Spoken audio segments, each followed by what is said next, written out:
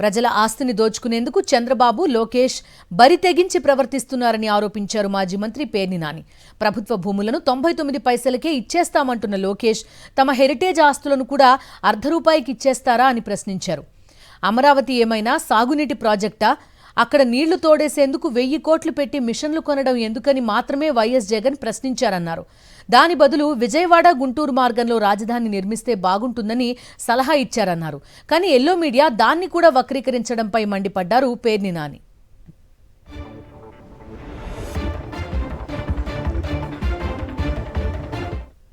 నారా లోకేష్ నాయుడు గారు జనం ఆస్తి కాబట్టి పంచుతాను, 50 కోట్ల ఆస్తిని ₹1 పంచి పెడతాను, ఎవడాపుతాడు నన్నని అధికార మదంతో మాట్లాడుతున్నారు కదా.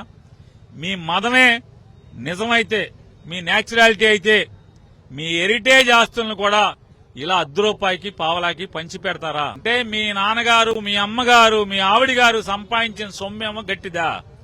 జనం రూపాయి రక్తాన్ని చెమటగా మార్చి ఆ చెమటోడ్చి సంపాదించిన డబ్బులు, పన్నులుగా కట్టిన డబ్బులు మీకు అల్వాలాగా ఉంటదా?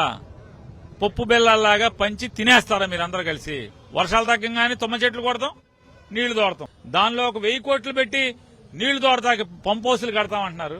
ఇదేనా పోలవరం ప్రాజెక్టా, పట్టిసీమ ప్రాజెక్టా, లేదా ముచ్చుమర్రి ప్రాజెక్టా, లేదా రాయలసీమ లిఫ్ట్ ఇరిగేషనా?